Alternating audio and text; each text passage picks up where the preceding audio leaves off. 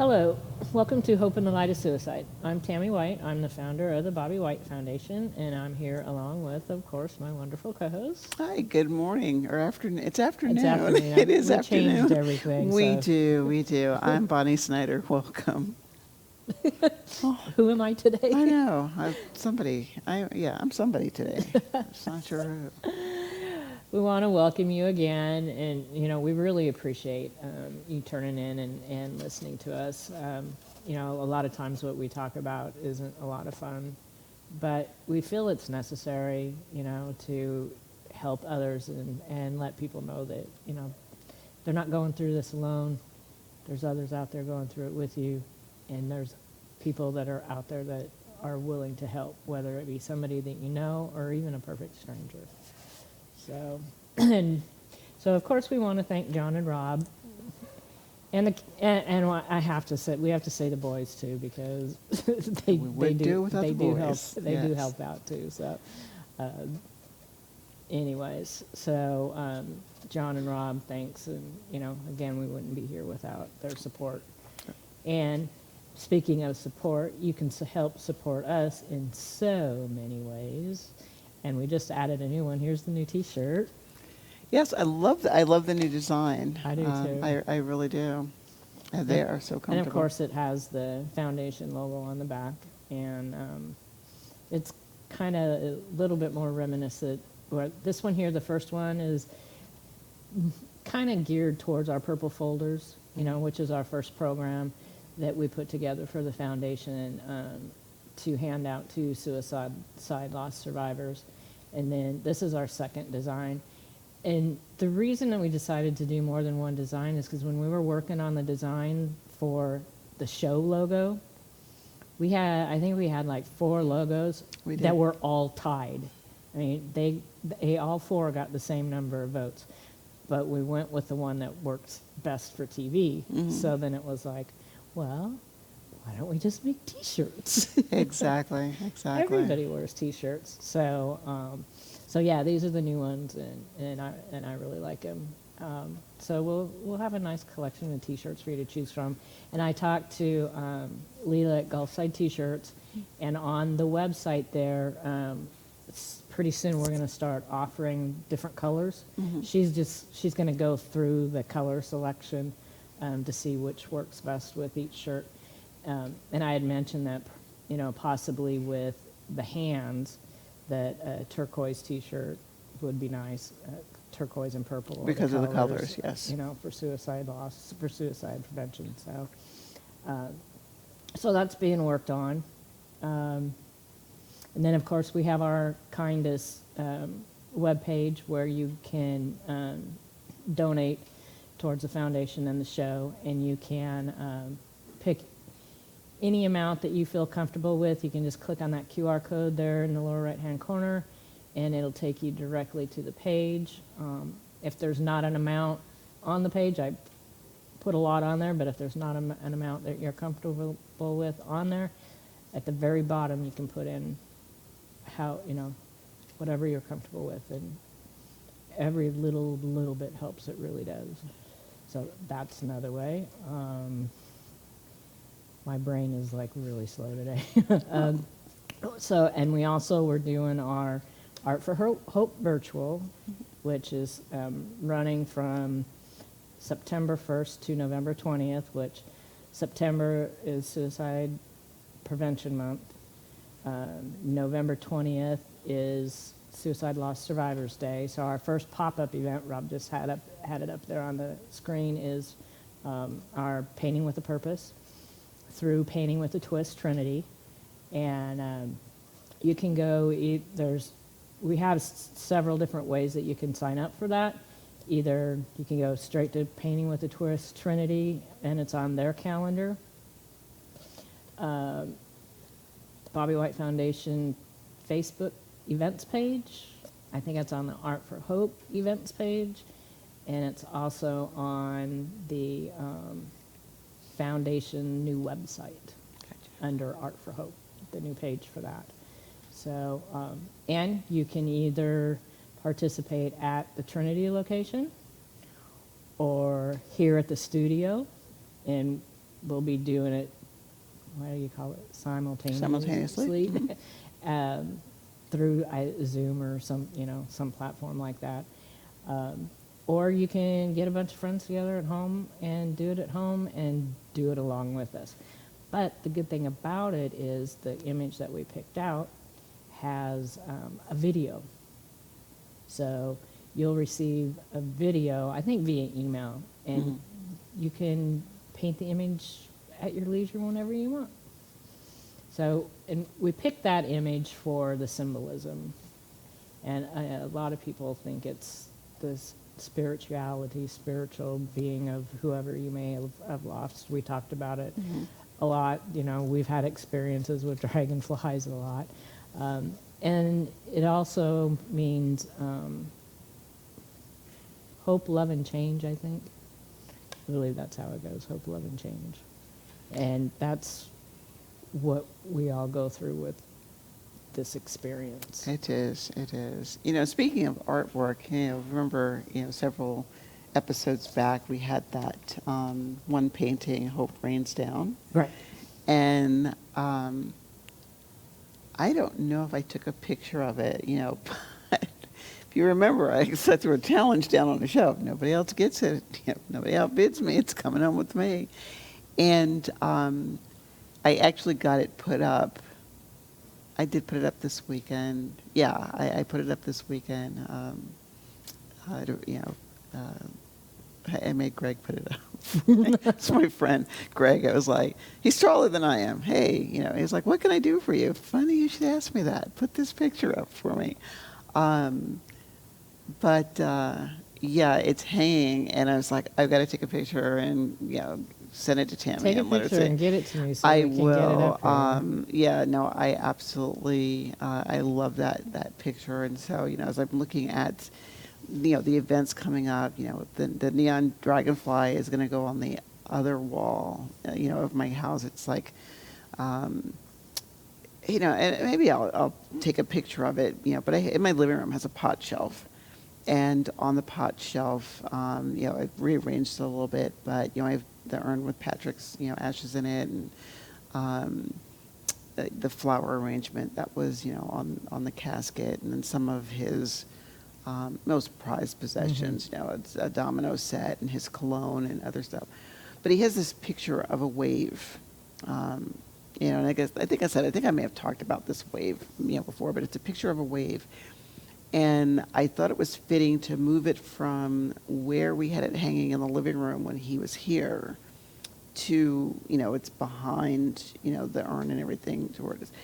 And, for me, that particular picture has some symbolism in it. Because another friend of mine, Art, it's funny, Art for Hope. But whenever I'm feeling down and I, post something to, my Facebook page or, social media, Art always tells me, the one thing about waves when they come in is learning how to surf. And, for me, that particular saying has become so symbolic for me on this journey because, if you think about, what we're going through, this thing is a bit, this journey is about, ebbs and flows and the waves that come in. And sometimes the waves are a little bit bigger than others. And, so it's learning how to surf. So having this picture of this big wave behind Patrick, it's like, it makes perfect sense. There's the painting. Yes, there is the painting. And what's interesting about this is I had it hanging, like this. And for some reason, I decided to hang it upside down where the blue is on the bottom. Oh, really? Instead of on the top. Because for me, it made it seemed to me like, because it was funny, and I know he's not going to shoot me for saying his name on the show. He'll get a kick out of it. But, when Greg hung it up for me, I'm looking at it, and I remember saying to him, did you hang that up right? And, he looks at me and he says, and I said, there's a sawtooth on it. Did you hang it up right? Like, did you notice that there was a sawtooth on the back? And he looked at me, he goes, yes, I purposely looked at this sawtooth, and I'm looking at it, and I was like, I want to, can you turn it upside down for me? Can you turn it the other way? And, so of course he climbs back on the ladder and he flipped it for me. Something, I don't know, it just seemed to me like having the blue on the bottom. And, a part of me is like, I want to reach out to the artist and tell her, like, I got your picture hanging upside down. Please don't take offense to it. But I just looked at it as the bottom blue was so serene that, Kind of like the water pooling. Yes, Yeah. thank you. That's as soon as you said that, I was looking at it, and I'm like, that's kind of like the water pooling. Right, and so it looked like this, waterfall coming down, and I'm, like I said, when he flipped it over for me, I'm looking at it, and I said that very same thing. I said it kind of looks like a waterfall to me now with, the pool at the bottom. And I said, but I know the picture's upside down. Now you definitely have to take a picture of it. and send it. Yes, I do. But, And Carol Smith is she's a local artist who did this piece for us and donated it. I would, I've never, met her before, but I would love to meet her and, let her know that this beautiful piece is hanging in my living room. And, it's like, but I hung it upside down. And this is why. I'm sure she's not going to be offended. You're an artist, as well. And I always find, when, you can correct me if I'm wrong, like I said, being an artist, when you guys, put your, express yourself in a piece of art and you give it to somebody, for me, there are some pieces that, absolutely are going, or have to be displayed in a certain way. Right. Because you see what the artist saw or what was your vision when you did that piece. Well, and particularly if it's something that's more realism, more realistic. Right. And with this piece, what I loved about it and why, like the first time I saw it, I was drawn to it, despite the fact that, blue is my favorite color and it was in, I'm looking at it and I was like, one, I got to have this piece. At the same time, much like this journey, the piece can be interpreted in so many ways. Like if you, hang it the way she painted it, it says one thing. If you, go backwards and flip it over, as I did, it says something else. But I also believe if you, hung it sideways, somebody else would see something else. See something different. A lot of art is up for interpretation. It is. But that's, I never even really thought about that when I had it at the office. But now when you said that, it was totally like, yeah, that's. It looks like everything's, you definitely have to. It's like, I saw it as the chaos of experiencing the loss and going through all those range of emotions and everything that kind of calmness afterwards, if there is such thing as calmness. If you get there. Right. And I mean, some people, you talk to, we always mention at the beginning of the show, that this is a difficult topic for some people. See, now there. He turned it upside down. There you go. This is why we love our production crew. Rob this is great. Way to go, Rob. I love Rob. So that's how I have it. That's not how she painted it, but that's how I have it hanging. But yeah, totally. Huh. Yeah. It just seemed to me to make sense that way. Yeah, I like it both ways, but I never would have. I don't think I would have thought about turning it upside down, but I like it. I do. I'm kind of strange like that. But yeah, like I said, I would love to meet her and look at her and say, tell me this. If you painted a piece of art, or did a piece of art and you gave it to me and you're like, it's supposed to be like this. And I look at you as the artist and say, I love the piece. I'm definitely getting it from you. But would you be offended if I displayed it like this?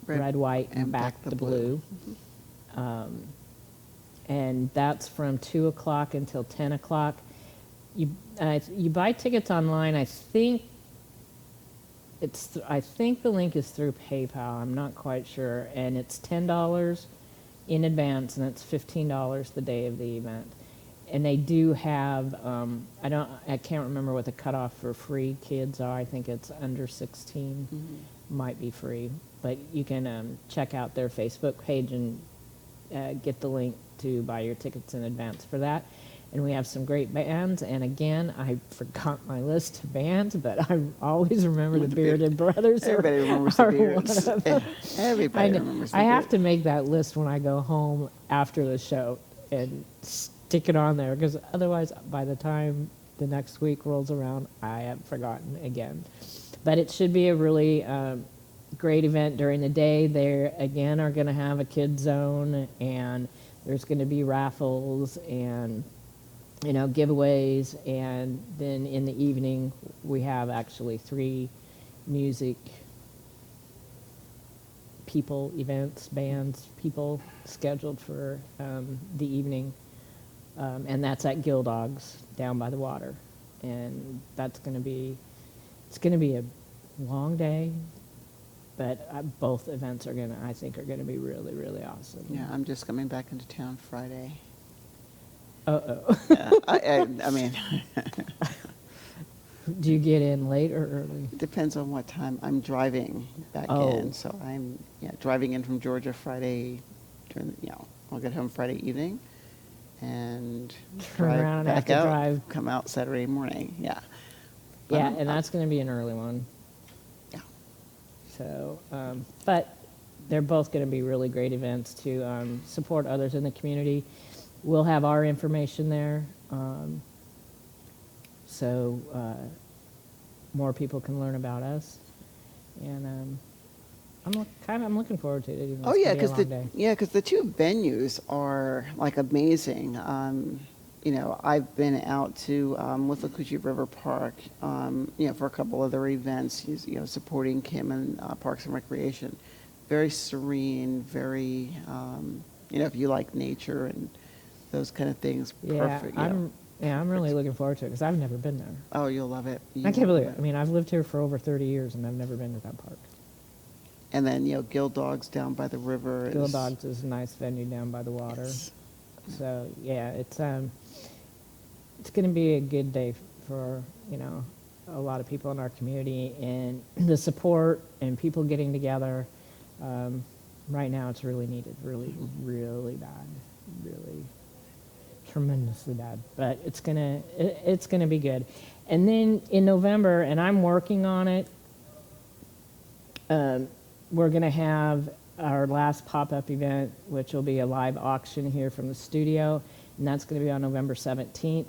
I'm working on getting the artwork up on the Art for Hope website. But even still in the meantime, as I continue to add that artwork, if you're local, out at the Hilton Garden Inn at the Suncoast in 54, 3 of my artists' artwork is throughout the main floor, and all those pieces are available for Art for Hope. And I'm working on, which we had used in the past, we have these really neat cards that look kind of like our postcard here. Has the artist's name, the title, and the amount. Well, I printed out QR code stickers to stick on them. So when I get them out there, I'm going to get them out there this week, stuck next to the pieces that are out there, and it'll just make it easier. You can just click on that QR code. The information will be there, but you can click on that QR code, and I'll have it set up that if you're interested, you can pay through PayPal. My contact information is there anyways, and you can contact me, and we'll be adding stuff as the time. I was going to bring artwork into the studio, but it's just sometimes so cumbersome because a lot of the pieces are big, and I really hesitate bringing them back and forth a lot. So also, when we get the pieces up on the website, and if you see something that you like and you are local, just get a hold of me and we'll make arrangements. You can come to the office and take a look at the artwork. But I'll be adding pictures, and we'll be able to show the pictures from the studio. I just hesitate having the actual larger pieces of artwork here. I always worry about, in transport, tripping and falling, landing through the piece. Like, getting this, The smaller piece like you have isn't really bad. Like last week, I had to deliver two, they would be considered antique music posters, and they were both nearly 40 by 60 inches. Wow. And she couldn't fit them in her vehicle, but I had my truck, and I'm like, oh, I can do it, And I'm like, but I do that all the time, Well, see, I was worried about, the piece that I have, because I took it out of the plastic, and I had it on my piano, the piano, part of the piano where you put your sheet music. Yeah. All right, so I had it on, that piano ledge, and I'm looking at it. I really need to get that piece. First thing, I was like, let me get it out of the plastic, because my concern was, Yeah, you don't all want right, to keep it in there. the house is air conditioned. It's cool inside, but all I can think about is, well, it doesn't matter how cool it is. I don't want the piece to sweat. Well, and it's for like the same reason, and I tell my clients this all the time, especially in the summertime here. If you're picking anything up from me, I ask them, are you going straight home or to your office with this? Because you do not leave it in your car. It is too hot. So what you did was right. And so, so here, like I said, I've got it sitting on the piano, and I'm looking at it, and I'm like, okay, it's on the piano, it's safe. I had to be mindful. But I have two 11-year-olds in my house. My grandsons are, and I remember coming home one day, coming out of my room, coming home one day. Listen to me, coming out of my bedroom, and going out to my Florida room, like 8-foot glass windows, and one of the the blind slats was off. How'd that get off? And they were like, oh, we were playing walking, what do they call it? Walking freeze tag in the house. It's where you play freeze tag, but you're walking. Uh-huh. An 11-year-old walking through a house. Well, yeah, right. And all I could think of was, this piece is going to fall, or somebody's going to punch their fist through it, Couldn't have that. So, yeah. I put Greg to work. Hang that up for me, please. Well, now it's in a safe spot. Now it's in a safe spot. Now it's in a safe spot. Yeah. All right, so we got all caught up on all that stuff, I think. It's a busy month this month. It is. It It's a is. busy month, but it all in a good way. And all these events, remember, well, except for Painting with a Purpose, but we're not going to have as many people. People will be spread out at both venues, or like I said, at home. But the other two events that we're participating in the community, those are all outdoor events. October, hopefully the weather will be a teeny bit cooler. Fingers crossed. Fingers crossed. I hope. And it is to support a good cause. I mean, I know, we talk about, or we highlight that, this can be a dark and depressing subject, difficult for some people to talk about. At the same time, I think, giving, breathing some life into it, no pun, Yeah. I said that differently. But, shedding some light on, this topic, and at the same time doing it in such a way that is more upbeat and uplifting. I think it's important. Let people know, it may seem like the end of the world. It's not. It may be in a natural or unintended way that you wanted to see. It's not something that you wanted, but we still get through. There's still a way to get through it. It's still a process, and the process, you only get through the process with the effort that you put into getting through the process. It's like, yes, unfortunately, the life of our loved one is ended. We're still here, and getting through it, and dealing with it, and getting to some sense of, I have a love-hate relationship with the word normal. but Well- coming to some semblance of Right. normalcy. And towards the end of this, we got one more thing to talk about, but at the end of this is, it's titled As You Move On. Yes, and hopefully we will get to that because I love the quote that goes on with Yeah, that. I do too. So Yeah. this one here, and I kind of struggled with this one in a little bit of a way. The chapter is titled Shame, and the quote at the beginning of it is, "Shame is the lie someone told you about yourself." And I'm not even going to attempt to pronounce Anisnin. I probably butchered that. But, and especially in the situation of suicide, I think that hits really hard with a lot of people. And also, probably overdoses and overdose suicides.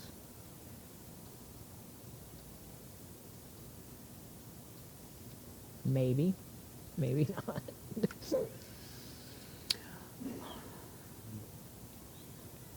No, And that's why this is why I struggle with the word shame, because I think there could be a better word used, but I don't know what it is. I think sometimes, and it, the uniqueness of this partnership that you and I have, is, from from the mental health side of this team that we have going on here, I embrace the word shame. I think it's absolutely fitting, Yeah. especially in how she explains it here. Because when you look at, and I was taken aback for a minute when you said overdose deaths, especially if it's an overdose suicide. Because as you know, for me, that one hits home as it relates to Patrick. And part of, for me, where I feel that if we use a suicide that was the result of an overdose, where that shame piece comes in, actually, you know what, it doesn't matter the manner of death. Right. Okay, as my brain is processing, like, wait a minute. Well, yeah, because there's other tragic deaths that this falls Well, into. and I mean, I'm, keeping on suicide for a moment, Right. the shame piece comes in that, as the lost survivor, your loved one, your whatever the relationship you had to that person, ended their own life.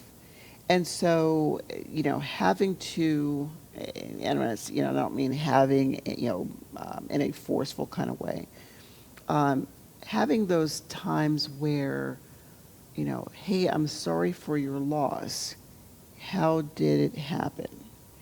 And that there, for some people, there is that shame-based piece that comes in.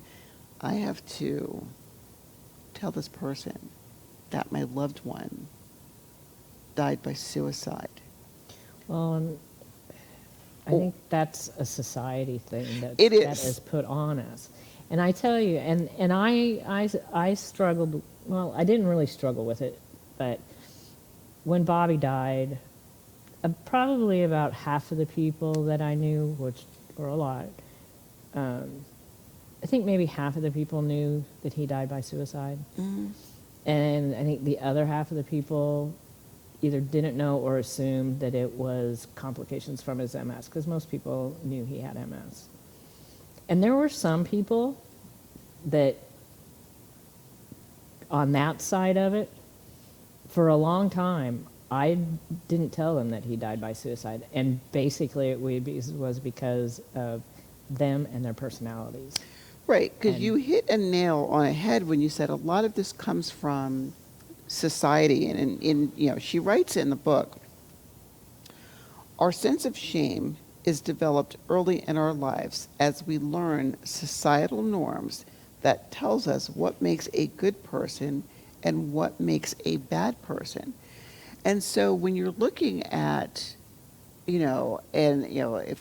I come back to, using myself as an example, and that question, that Evan asked, you're in the field. How did Right. this happen to you?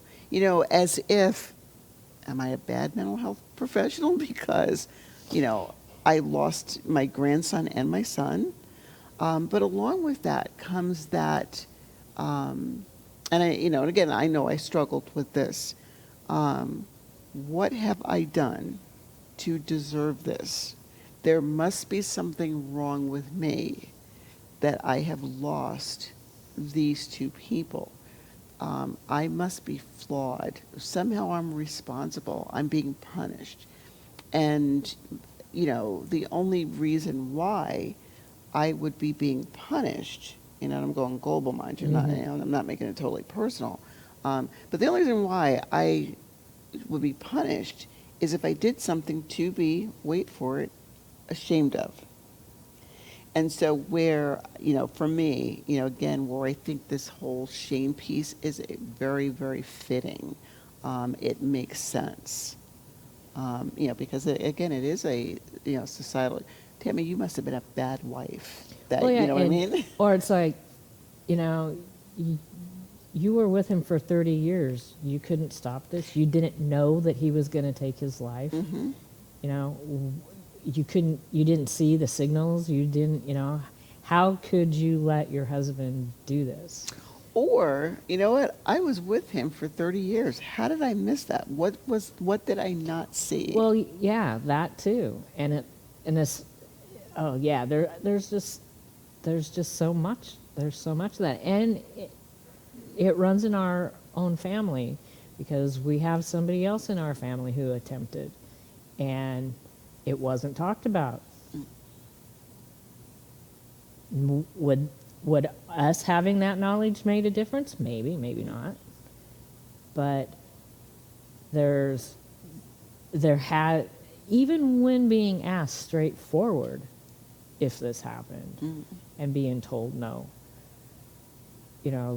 that says a lot for our society. And it's like, and I've heard this, I've heard it a lot on, being the spouse of losing someone to suicide. And then parents losing their children to suicide. Your innate instinct, your job is to protect them, and you weren't able to protect them from this.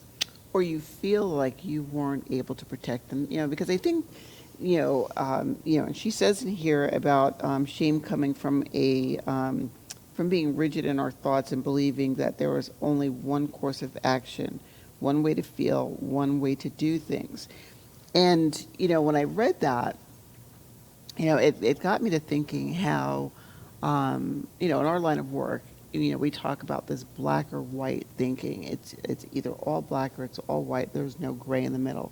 And I think what happens is when people are either unable or unwilling to see the gray in the middle, herein is where, these negative feelings come up, and so, to your point about being a parent who, has lost a child to suicide, that black or white thinking that comes up is, I'm their parent, I should have saw it.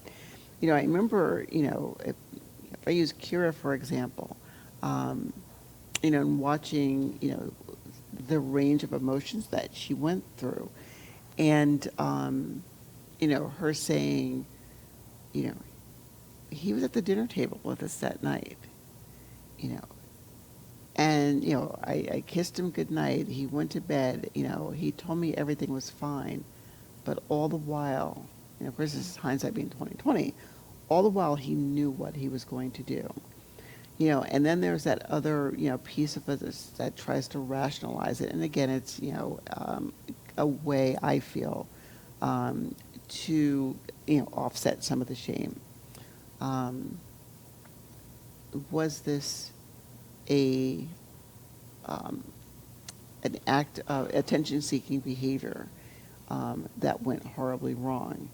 And, he had gotten himself in a position where he didn't realize what he was doing, or he wasn't able to call out for help. You know, or did he call out for help and no one heard him? You know, and I know that's, you know, some of the struggles, like, oh my gosh, you know, back to this, you know, rigid black and white thinking, you know, I wasn't able to save him. I wasn't able to do, you know, what I needed to do as a parent to, you know, protect my child's life. You know, now if I fast forward those 6 months, you know, Patrick was an adult, you know, and I still, you know, find myself saying, I tell my kids all the time, I don't care how old you get, I'm still going to be your mom. And, you know, same, like, he was your child for 33 years. You didn't see this, you know, or did you give him too much independence? You know, I'm thinking, you know, then it's that grapple. He was my child. He was an adult. He was 33. When I give him his space, should I have given him his space? Should I have been, you know, shame on me for not, you know, being more, what's the word I want to use, controlling. Yeah, but like you said, there's no black and white in any of this. But the problem is, Yeah. with shame, it It is is, black right. and white. Well, that is true. That is true. Yeah, she says here, it's important to identify your shame beliefs and force yourself to reject them. She has a list of self-defeating shaming beliefs. And the one that I highlighted here is read through your list of grievers' rights. Yeah, because she, you know, and I like how she says that, where did I see it? Some of the hardest shame beliefs that we try to overcome are the ones that we don't want to face or we don't want to acknowledge, you know, or we don't want to tell somebody else. And a lot of it is Right. because, you know, again, I don't want to feel any more flawed than what I think I already am. My favorite one, or one of my favorite ones, was identify the things you do that make you a good person. Look in the mirror and tell yourself these things when you are feeling ashamed. I like that one specifically because there's a lesson that I do with people, you know, about, you know, self-image, you know, how we view ourselves. And, you know, I jokingly tell them, you know, I have this huge mirror in my bathroom. And, you know, as I'm looking at that one, I was like, well, that one just resonates with me because I think about every morning when I go in the bathroom, I have to see myself in this mirror that, like, takes up an entire wall. And, you know, being able to stop, you know, kind of my joke is I'm pudgy, you know, and it's like I could be, you know, if I, you know, take it off, death and suicide for a minute. But I jokingly, I don't like jokingly, but I look at people and I use that example. Okay, I'm pudgy. I know I'm pudgy, you know. And I look at this mirror and I'm like, oh, wow, you're really pudgy. But what do I do with that reality? That, all right, guys, I'm pudgy. And I look at him, I was like, oh my gosh, this camera's put another 10 pounds on me. And, you know, like, yeah, not been pudgy like this before. Like, but at the same time, it's like, I have other people, you know, look at me. I was like, don't ever say that. You know, don't do that to yourself. Don't say that to yourself. You are, and, you know, give you like another alternative viewpoint of how others see you, rather than how you see yourself.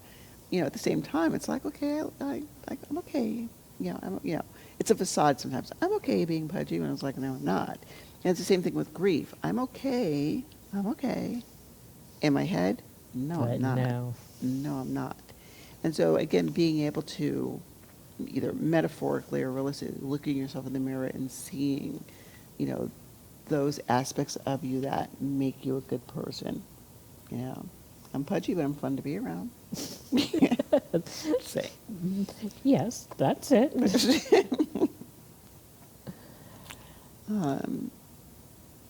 Recognize your accomplishments.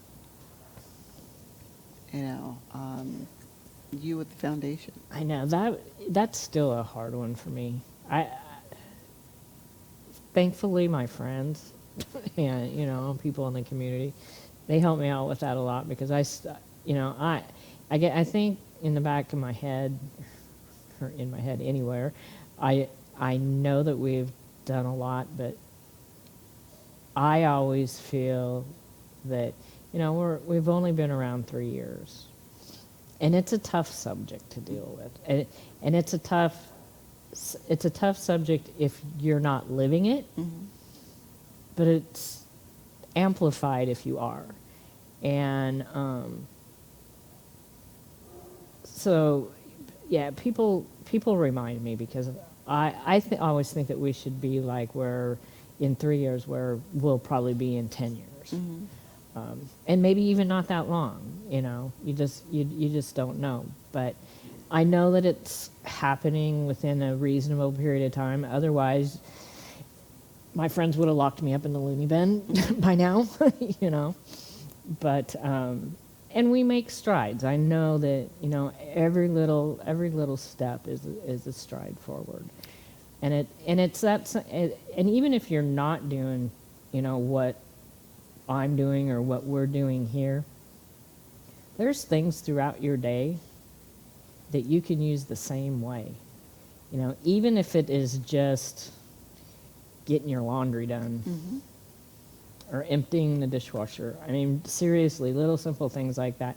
This weekend, for me, which I probably should have been working on other stuff, but I went to an art show. It wasn't a total art show. It was an outdoor festival down in Safety Harbor. And I haven't been to one of those since before Bobby passed away.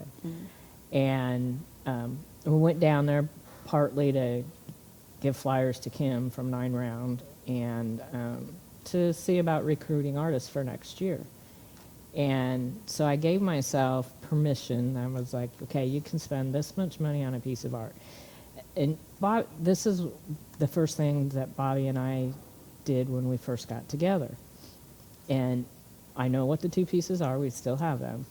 And I thought, this is what you're going to do. Well, we have a collection of dragons, like pewter dragons. And one of the pieces of artwork is a stained glass and wood dragon flying with on a hilltop with a castle. So I thought, well, let me see if I can find, a pewter dragon or, something dragony to go with that collection. One of the first things that we bought. So I go down there and I'm walking and I see this guy. He has not a dragon, but he had a dragonfly. And it's metal and glass. So I looked at it and I was like, okay, well, let me keep looking. And of course, Kim was all the way at the other end of the festival. And so I didn't find anything else. And that dragonfly was just stuck in my head the whole entire time. So on my way out, I purchased that dragonfly. And I saw the picture that you posted of it. It's beautiful. It's really nice. And at first I was going to put it on the front of the house, but I still have to paint the house. So the cottage where the gallery is, I was going to put cottage gallery / studio, whatever it is. And so I put it on the side of it, which is in between the house and the cottage, and I go out that side door like a million times. So whether I'm walking 30 feet to work or just going outside, it's right there and I see it, and it looks really nice there. So, and then I came home and I totally ripped apart my living room and was up until like midnight doing a deep cleaning in my living room, putting up new curtains. And it's just like, and sometimes things like that are really super difficult, especially if you're making little changes. But I tell you, the little changes are way easier than doing the big changes at once. So even just the little change was changing out these sheer curtains behind the sofa.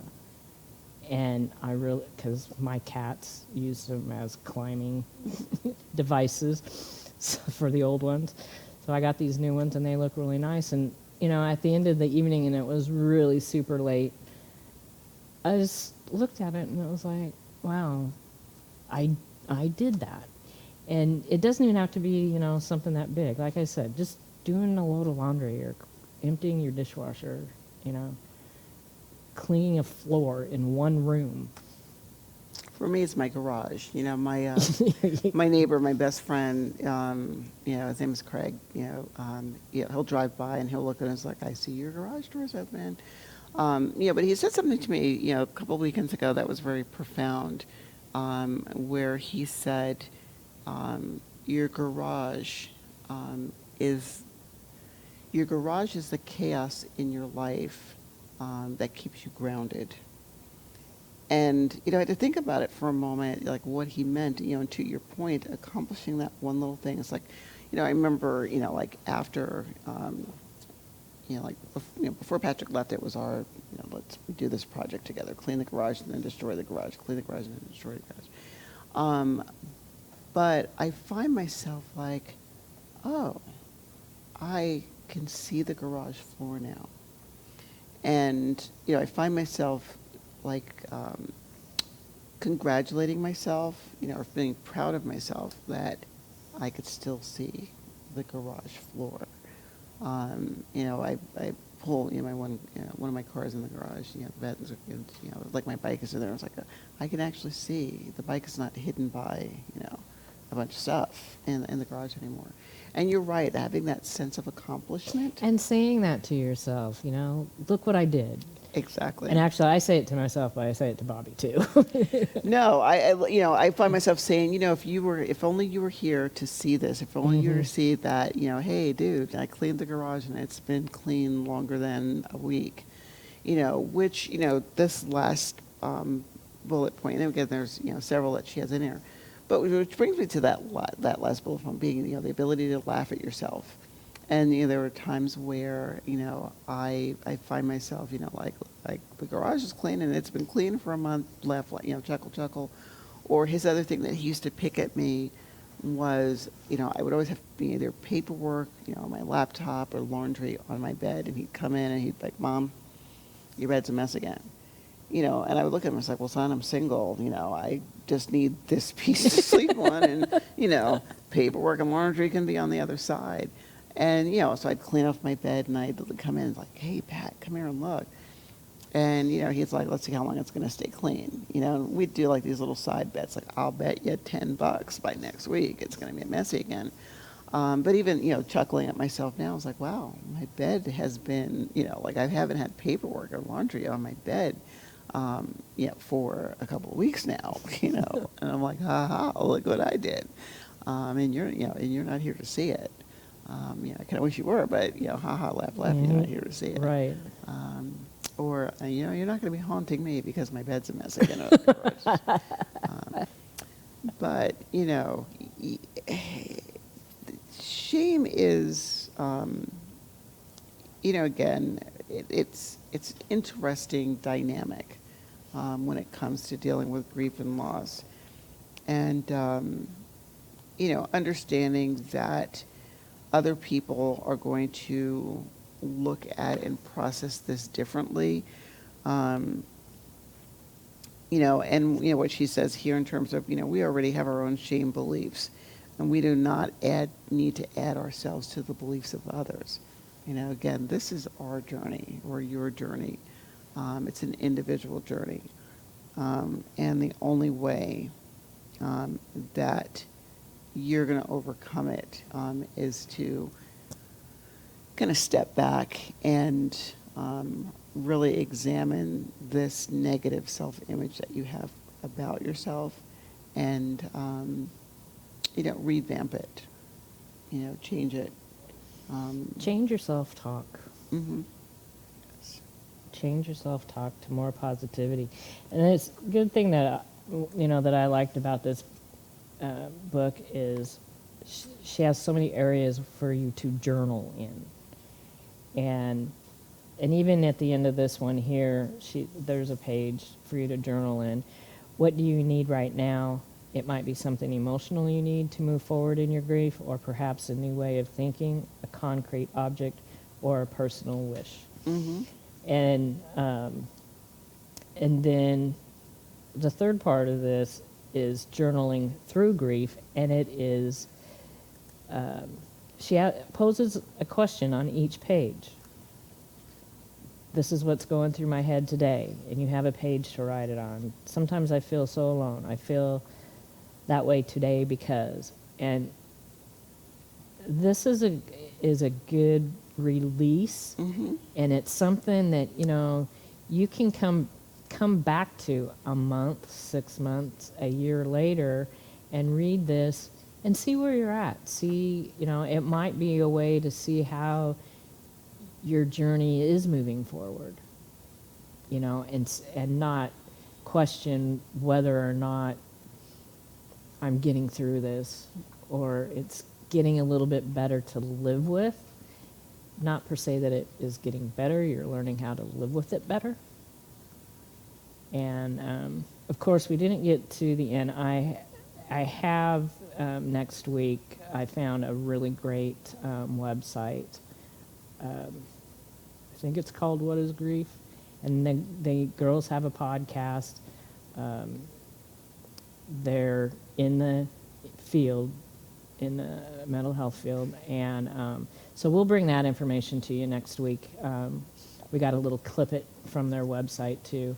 And it is a reference and a recommendation in this book, which we had some really great recommendations and references. So remember, put those numbers in your phone, and remember, there's always hope.